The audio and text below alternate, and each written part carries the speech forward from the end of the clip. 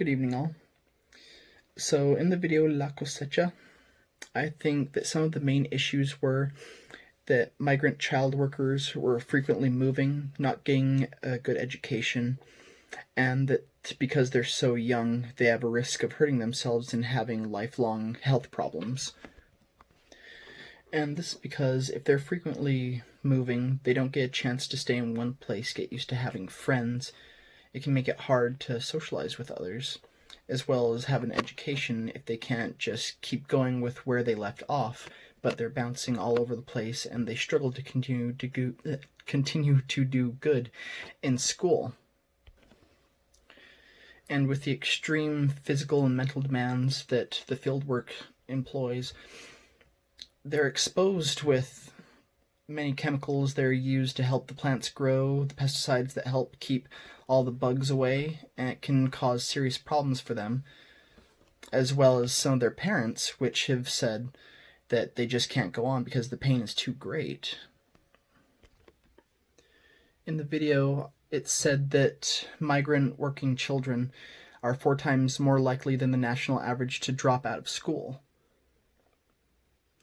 And for the second question, why is it difficult for migrant children to break the cycle? Why is it important to understand this cycle and its connection to generational poverty?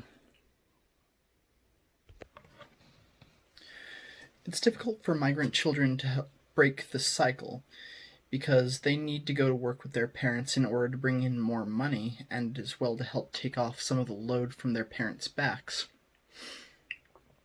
And when they don't get the chance to go to school, or at least school to graduate to actually get an education, all they know is what their parents have done, and so the cycle continues, and it keeps them in poverty, low education, and hard to access better resources for them to advance in society.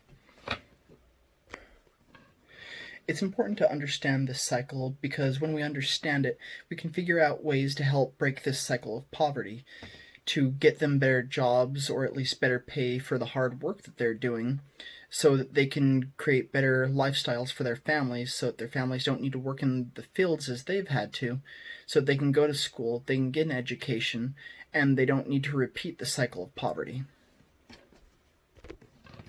For the third question, do migrant children finish complete schooling? Why is it difficult?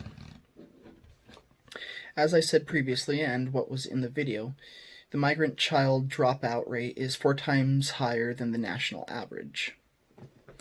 So while some migrant children do finish school and graduate, a majority do not because they're out moving with their families to wherever the crops need to be picked.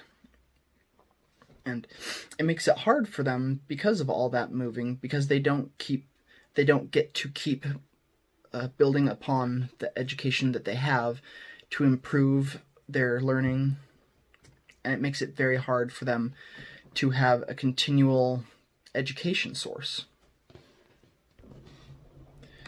And with trying to do school along with working in the fields, it can be very straining, and so it may just be easier for some to just work out in the fields, being able to make money and help their families. Question 4. What can be done to help improve the lives of migrant children?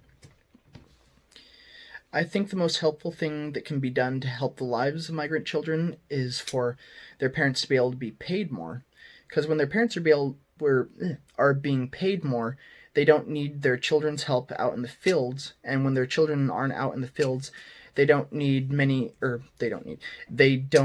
many of the health issues that their parents do, such as being exposed to the pesticides and all the other chemicals that are out there. They don't get the physical problems like lower back, arms hurt. They're not susceptible to many of those injuries. And as well as with being paid, they can be kept in one place with a family member where they can get an education, they can stay home, and they don't need to repeat the cycle, and their parents don't need to struggle as much. Thank you.